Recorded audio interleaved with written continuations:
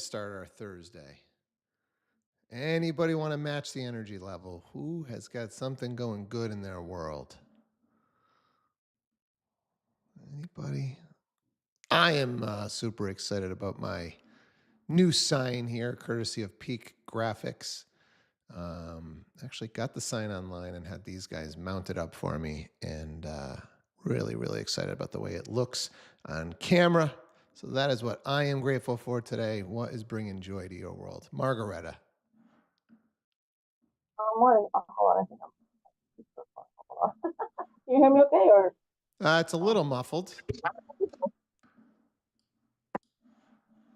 better, right? Yep, that's better. Sorry. Well, I like to listen to you loudly, so I have you on a speaker. But it's a problem if I don't want to chime in.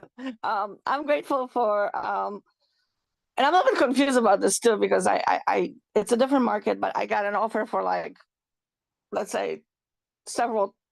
I don't want to phrase it because it's an active listing. I got an offer that's like very good offer, and I'm like, well, do I need to ask for highest and best or just take that? And I'm just thinking, with this market, I'm just going to take it instead of mess with it. But I'm very thrilled about it, so that's a good thing. Well, I've got some strong thoughts just on the conversation that you just had regarding how to handle those situations. Because I think sometimes agents aren't kind of aware of how different you could handle each one of these situations. And what I mean by that is, if we want highest and best, great, that's one strategy. If we want to just take the offer that we really like, that's another strategy. But there's a strategy in between where we can only go back to individual offers, right? As long as we are having dialogue with our sellers about, hey, this is what I got, right? There's somebody else that's pretty good. And if they could change this term and that term, it'd be better than what I got in hand. But we risk this great offer that's on the table. So as long as we're educating our seller, right, then maybe we just go back to one offer, or maybe we go back to two, or maybe we, if there's 13 offers on the table, you don't have to get back to everybody. You could just go to a few of them and say, hey, look, here's the deal. This is what I got on the table. I've got authorization from my seller to come back to you and ask if you can do X and Y. And if you can do X and Y, we'd like to move forward with you. So we can break it up a little bit and get a little bit creative if you've got the right offers, depending on what you got in front of you. Lauren, I see your hand up. I hate when people send out highest and best when they have 0 or 1 offer. I think highest and best should be reserved when you have multiple offers and you know that potentially there are more coming in. Or you have nothing yet and your listing goes on, you put highest and best to this day. Like, I get a little bit the psychology behind it, but then you see those properties sitting weeks beyond that day still on the market, and they still have that verbiage sitting in there, right? Like, obviously those properties weren't the ones generating all the interest. And I think this built up a lot more, that like the COVID year and the year after, where we were getting a lot and it didn't matter what the property was, you had a handful of offers. And it plays into like people get stuck in sort of one mentality and not molding to the actual field that we're in right now, right? And what it's like. And so, my opinion, unless you have more than one, why you call it highest best? You work with the person that wants to work with you. Otherwise, you kind of risk annoying them and them leaving. Yeah, And I think, Lauren, you texted. Margaret, I want to just get some clarification. Did I misunderstand? Do you just have the one offer and you're worried about going highest and best? Is that what you meant? This is the first offer. I know there's supposed to be more coming, but I haven't seen them. That's why I'm like, I feel like this is a very good offer. This is, I don't think he's going to get really much better than this. And I have to say, on my other listing, which is a different price point, we had an offer, but it was like so much under what we were asking at that point. And they're like, when we actually did lower it because they're very, eager to sell the house because they're in another house.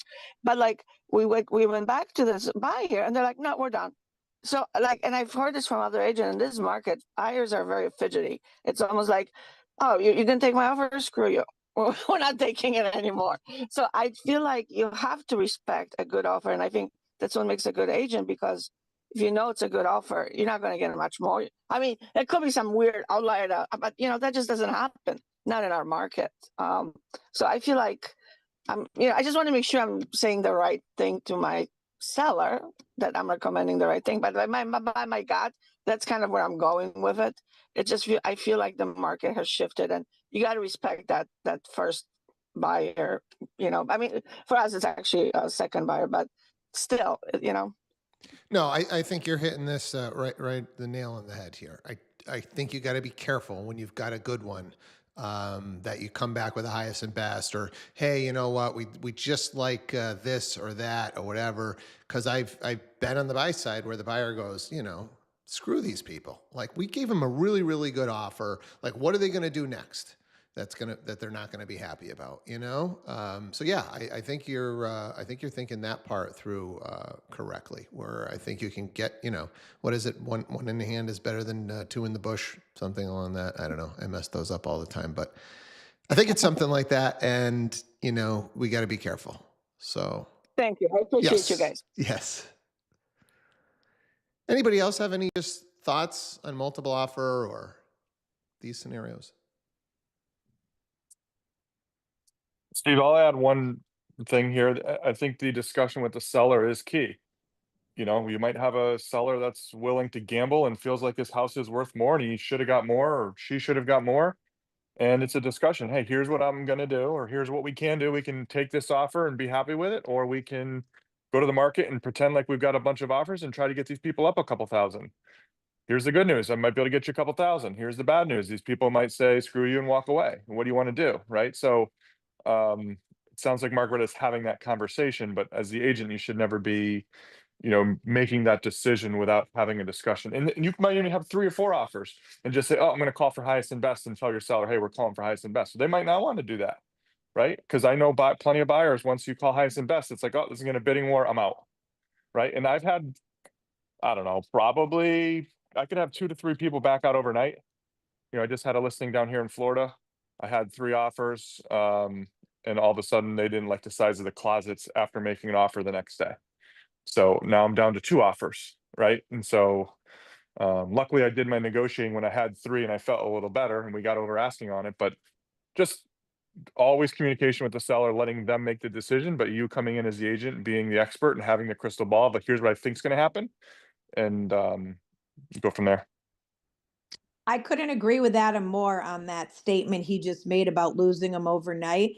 I'm not a fan of these emotional buyers. I'm not a fan of the firecracker, let's make it happen right now, because that's how you're losing them. When you're like, I gotta know in an hour. It's an emotional thing at that point, and those are the ones that are walking away.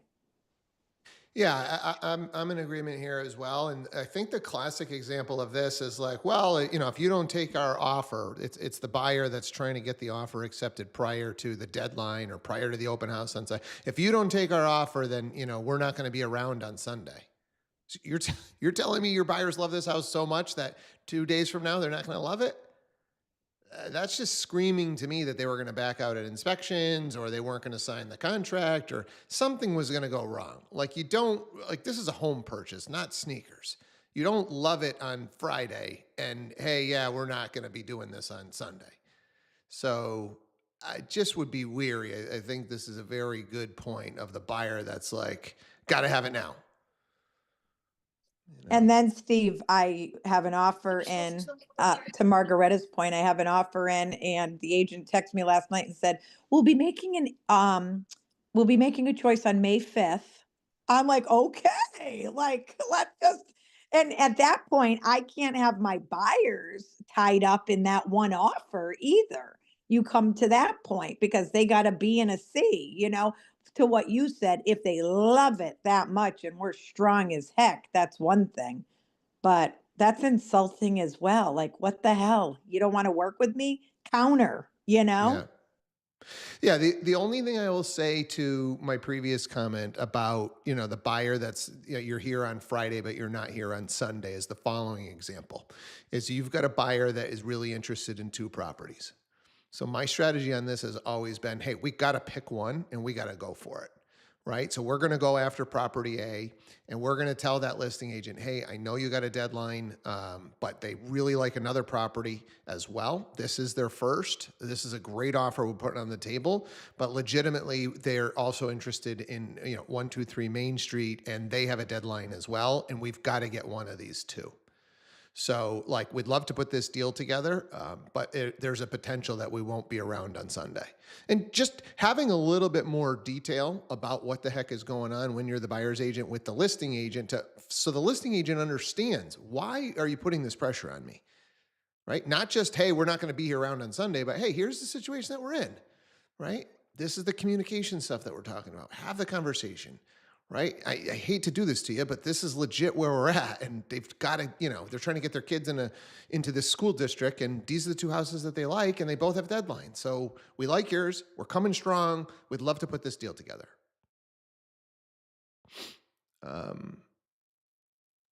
There's a lot here. Adam, I see you're unmuted again. Yeah, so Chris reminded me of something, and you reminded me of something as well. So obviously I'm the seller in a lot of cases, so I can make the decision for myself, but I would say more than half the time I am purposely waiting overnight and using, like, typically you get offers and 5 or 6 o'clock at night, you're trying to make a decision. I will purposely say, hey, I'm going to call the lender in the morning. I always want to talk to the lender and I want them to sleep on it. I've probably never actually discussed this with anyone, but I do that a lot because I've had the buyer that backs out the next day and it's frustrating. So that's just a thing that I do, and you can consider doing it. Is, when you get that offer, you know, just consider, waiting overnight and letting them sleep on it because things can change. The other thing in Margaretta's case, and Steve, you trained me on this, whatever it was, 9 years ago, is just because you have one offer doesn't mean to accept it and doesn't mean to do any less due diligence. I think it's easy to say, oh, we have this one offer, let's take it.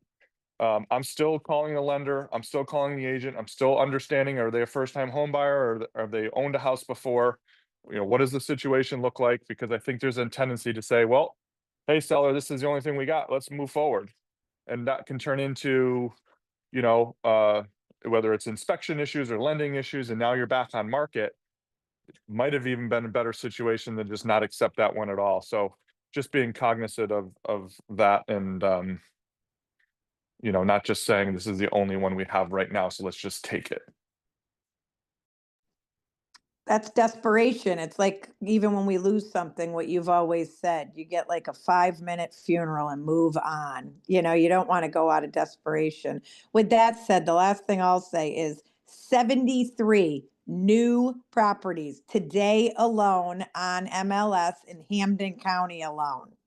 So, like, I cannot believe how many came up to my hot feed this morning.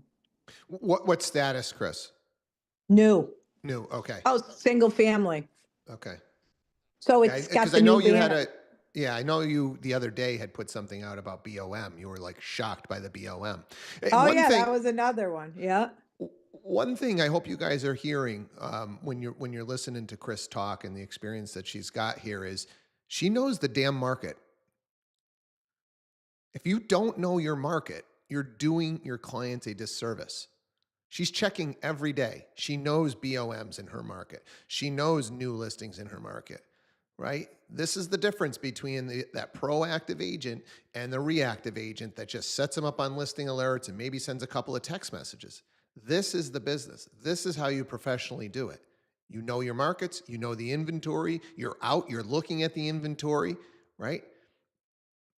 And if you don't have people to show houses to, you're on the phone making contacts, you're going to events, you're throwing parties to try and get yourself into conversations. One of the things that I'm really passionate about right now is making sure that we are putting agents on a path to make this a career. It is so difficult to get started, right? And leads can help. But we can't just work leads forever. You've got to do all these other little intangible things to turn this into a career. Because when you can do it for a career, it's an awesome one. If you love having these conversations and love interacting with people, it's a great business to be in, regardless of the market. You're going to have up and down years, sure, but you just want to enjoy the journey, putting deals together, negotiating. Um, if you don't know those stats, you should know those stats. We do have Legal Thursday here.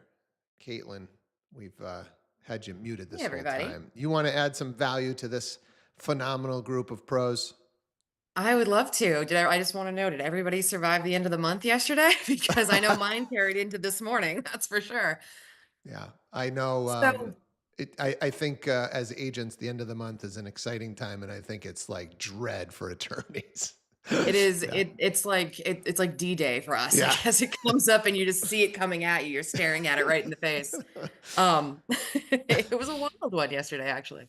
So I actually have a really kind of feeds into what you're talking about with offers. I had a closing yesterday. They are not new home buyers. They are, selling a house and they're buying this one. They don't need to sell their house in order to buy this one. So they're doing the purchase first. Sale is going to happen after the fact. So they gave a use and occupancy. And the reason they gave the sellers a use and occupancy to remain in the property after closing is because there were 7 other offers that the seller was still actively looking at. Like they didn't say, we're at our best 2. Where are they? They're like, well, there's open 7 offers that we're just looking at. And everyone had a little different thing. Everyone's got a little different contingency. Each deal is a little different. Each recipe is a little different. And my guys were so desperate to get into this house because they loved it, not because they were desperate and needed a place to go, that they basically said, we'll give you the UNO. You don't have to pay us to stay there for those 2 months. Like, we'll cover the mortgage. You can just stay. And then when we got to closing yesterday, they were like, okay, so when we do our walkthrough, what's our leverage if there's a hole in the wall? And I said, we have a signed document. And they were like, well, wait a minute, hold on. Like, with the purchase and sale, we had a deposit. That's you told us that's our leverage. And if something comes up and we swap and we do this, they're like, what do we do if they've put a hole in the wall since the time we did our walkthrough in the next 2 months? And I said, we have a signed agreement that you can take to court. I'm like, you have no leverage. There's no funds that you can hold. There's nothing you can hold back from them. We can't hold their proceeds. You've opted to do this. And it was a move, like you just said, it was a move out of desperation. They wanted this house. They loved this house. And they decided to go against everybody's recommendations because they wanted to have the best offer. But in doing so, they got picked. But they also kind of opened themselves up to a lot of things that we tried to tell them no, but they just were absolutely in love with this house. So even though we had a full conversation about use and occupancy, what it means, how, who's going to be responsible for what, we still had to go through the entire thing again yesterday because it felt like they were being blindsided. They're like, well, wait a minute, what do you mean there's no leverage? And I'm like, there's no charge. The only thing we have here is a signed document. I can't go in there if there's a hole in the wall and break their knees until they pay to put the, repairs together. It may end up that you have to take them to court or small claims court. But desperation makes people do strange things on a buy side or on a sell side. Desperation can really switch up a deal very quickly. And I just want to add some color to this. If they had a little bit more leverage, I just want everybody to understand, they could have added something in there, right? We could have put some money aside. We could have, right? But because they're in this position where they're trying to win, you don't have leverage. So now you got to go, all right, yep, we'll let you live there. And we hope that you don't destroy it. And they might not do anything wrong, right? Like they might just move out and everything will be fine. But exactly, maybe not. And generally speaking, with a use and occupancy, if we're not collecting something that you're being paid, for the time that you're out of the property, I like to hold something in escrow. I'd like to, even if we're going to be giving it back at the end of the escrow period, I'd like to hold $5,000 to $10,000 for any damages that you might do, because life happens. Things happen. You may go into a use and occupancy if you're the occupying party with the best of intentions. You never go in there thinking you're going to punch holes in the walls or some terrible accident will happen, but life happens and it's best to be prepared for it. But when you have a buyer in this situation, like I did, who is absolutely desperate and the seller is just lording it over them, I've got these 7 offers. I want to live in this house for the next 2 months rent free. And I don't want to put anything into escrow. I want to be free and clear. And they agreed to it. Our hands are tied. I can do a lot on the legal side, but if my clients don't agree to let me do it, I have to abide by their wishes. It's kind of like Adam was saying, you have to go to your seller and get their approval. You have to ask them first before you go forward and tell the buyer you're doing best in finals and whatnot. But it's very similar on my end. I can protect you to the best of my ability, and I can tell my clients what they need to be protected. But if they are in a desperate situation and they want this house and this is what we want to do, then I'm in a tough spot and I have to go with what they want.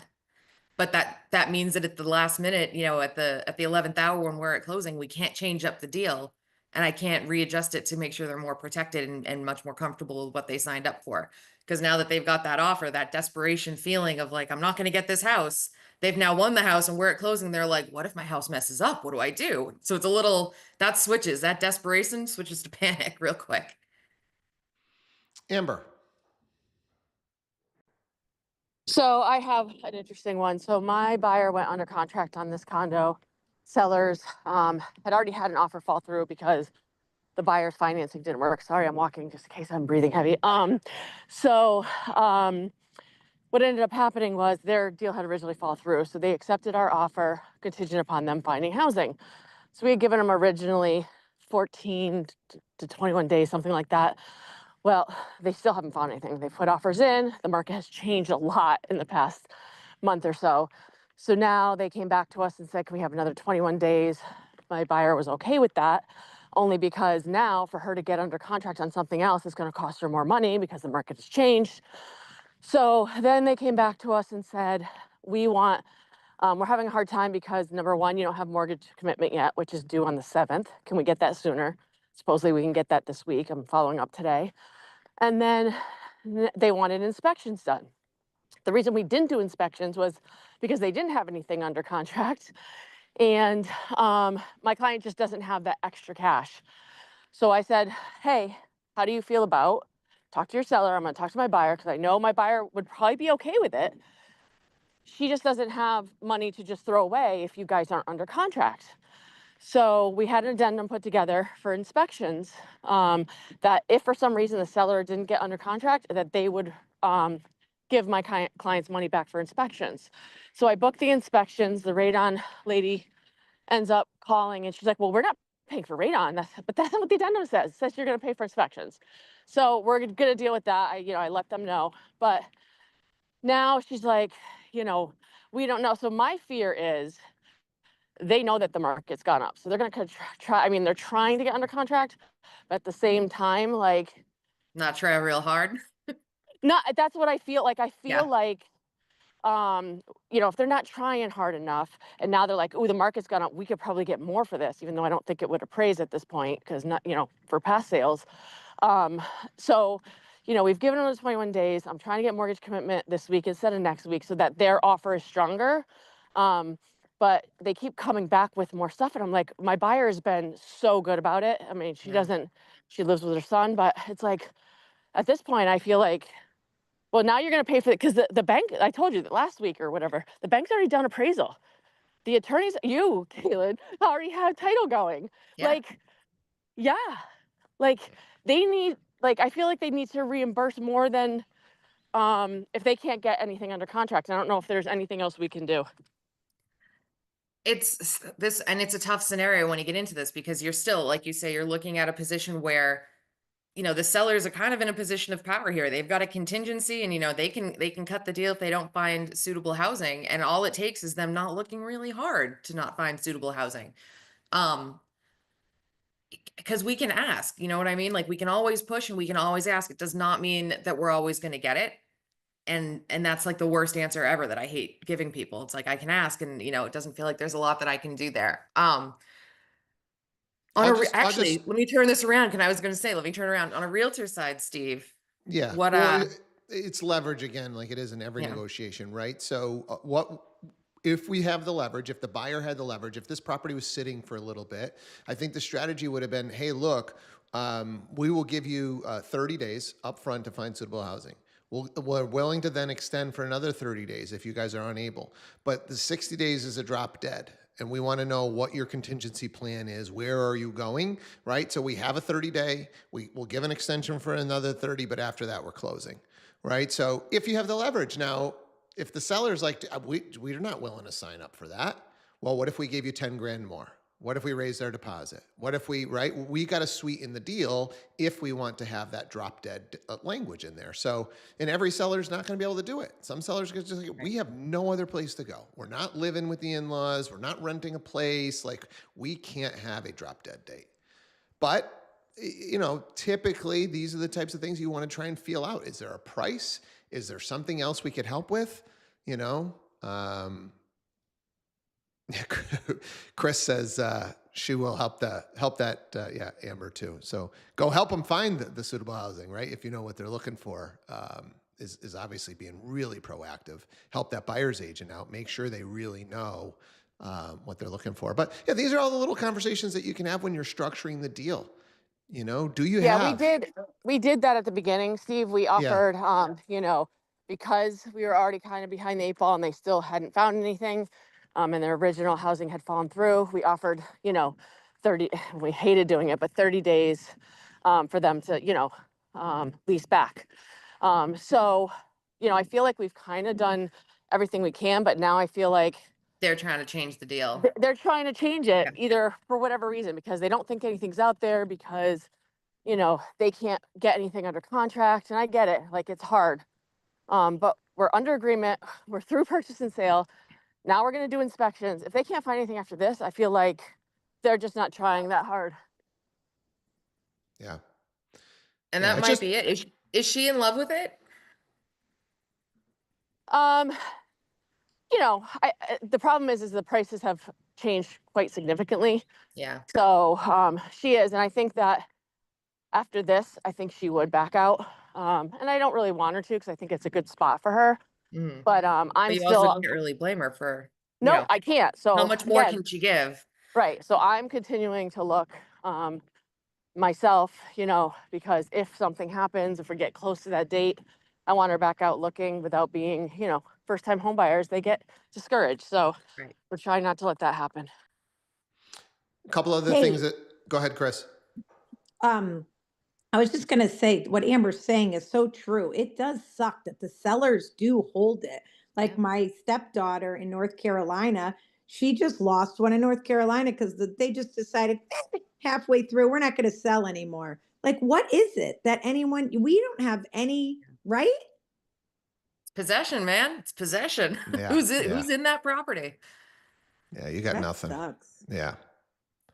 Just a couple other things that were just coming to mind is making sure if we're going to do extensions that we do have mutual agreement that, yeah, we'll give you another 30 days, but we can also pull out and go buy another house, right? So make sure we've got language like that allows, like, you know, Amber's starting to look for other properties. If she can go find something else that we can get out of this deal, you know, when we do an extension, hey, we can get out. And then the other thing we got to be careful about is rate locks. You know, I don't know if these people have a mortgage, but man, rates just seem to be all over the place. And that's great that these guys are taking their time to find suitable housing, but how long is my rate lock good for? What are extension terms? So those are some other things to be thinking out into the future on. So this is the wonderful world of real estate. You know, why we do this call, we just can't, no deal is ever done, right? So our job as agents is to be trying to, you know, predict into the future all these little scenarios that could come up, structure the best possible deal we can at the time, depending on the leverage that we have for our clients. You know, and when you're struggling with these, please ask. The worst thing is letting deals die when you haven't had a few different conversations or brought it to this call to say, hey, have you tried this, or this? Because there's a lot of different ways to skin the cat. All right. We are over. Awesome Thursday. Appreciate you all. Let's do it again tomorrow and wrap up the week strong. All right. Take care. Have a great Thursday. Hope to see everyone at the launch today over on HP Algrim Drive. Did Steve already hang up?